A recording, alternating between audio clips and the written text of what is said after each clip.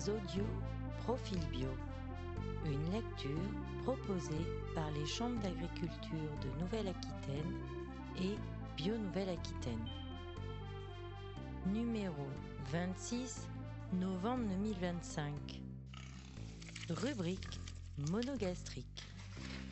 Élevage porcin, la biosécurité 2.0. Aujourd'hui, les élevages porcins sont soumis à de nombreux challenges, tant sur la santé animale que sur la gestion administrative. La biosécurité, au cœur des préoccupations, a vu naître un outil informatique professionnel, Pig Connect. Pig Connect est une application qui audite la ferme sous toutes ses coutures et permet d'évaluer le niveau de biosécurité des élevages français. Elle a été développée par l'Association nationale sanitaire porcine, ANSP, en collaboration avec l'Institut du porc et la Société nationale des groupements techniques vétérinaires, ainsi que la coopération agricole et la Fédération nationale porcine. Elle permet d'avoir un état des lieux de la biosécurité mise en place sur l'exploitation et de la consolider avec les vétérinaires ou les conseillers et conseillères. Les mesures de biosécurité seront ainsi adaptées à la structure, élevage plein air, bâtiment, risques liés aux reproducteurs, etc. Pour la filière, elle offre une vision du niveau de biosécurité du territoire national, permettant d'être force de proposition auprès des administrations et d'accompagner au mieux les élevages dans leur modernisation. Enfin, elle permet de protéger la production si une crise venait à apparaître. L'audit.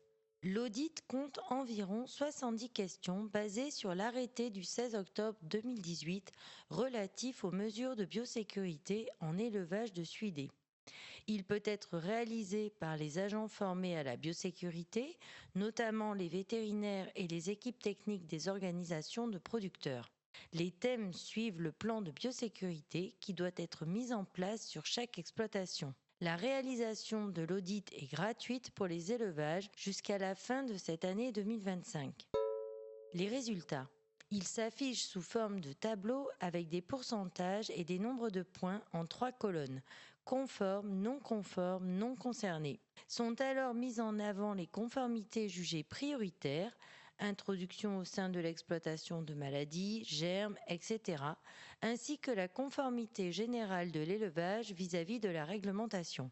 Ces tableaux ont pour objectif d'aider à pointer les actions à mettre en place en priorité pour protéger sa structure.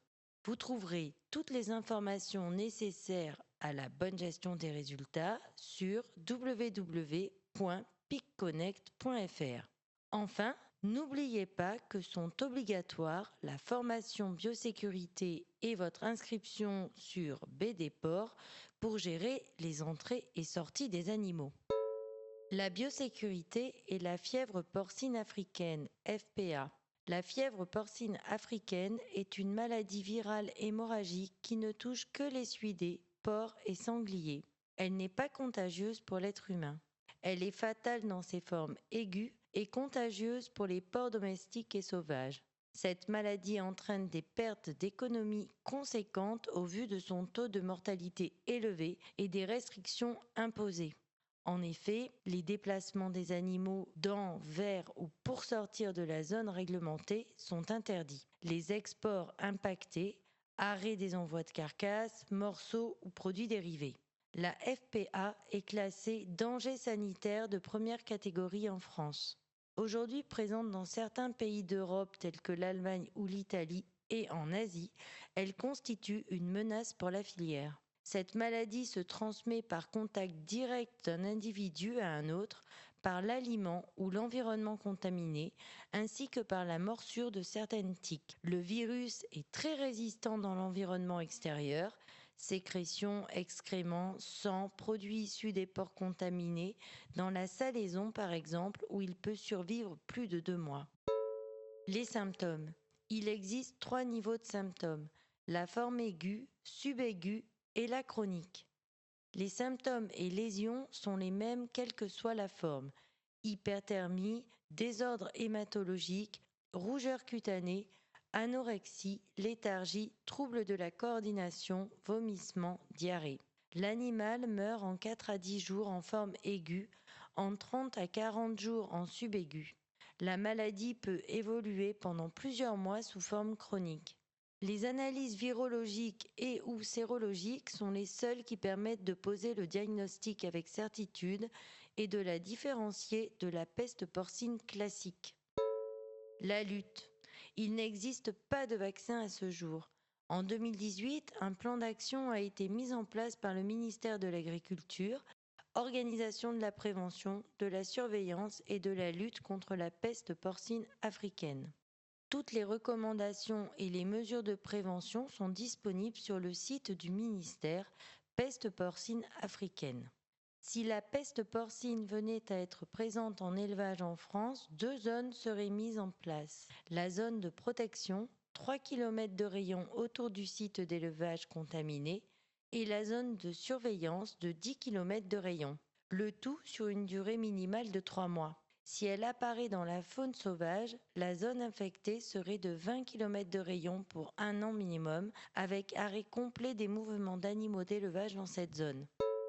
L'Agence nationale de sécurité sanitaire de l'alimentation, de l'environnement et du travail, ANSES, réalise des travaux sur cette maladie orientés sur 3 thématiques. La validation d'outils de diagnostic adaptés à l'émergence de nouvelles souches, en particulier par la détection virologique et sérologique fiable pour des diagnostics rapides. L'étude des mécanismes de pathologie du virus pour le développement d'un vaccin. Et enfin, l'étude du contrôle potentiel des tiques molles européennes comme réservoir de virus. Un groupe d'expertise collective d'urgence a été constitué lors de l'apparition de cas à la frontière belge. Il rassemble des experts virologistes, épidémiologistes et biologistes spécialistes de la faune sauvage.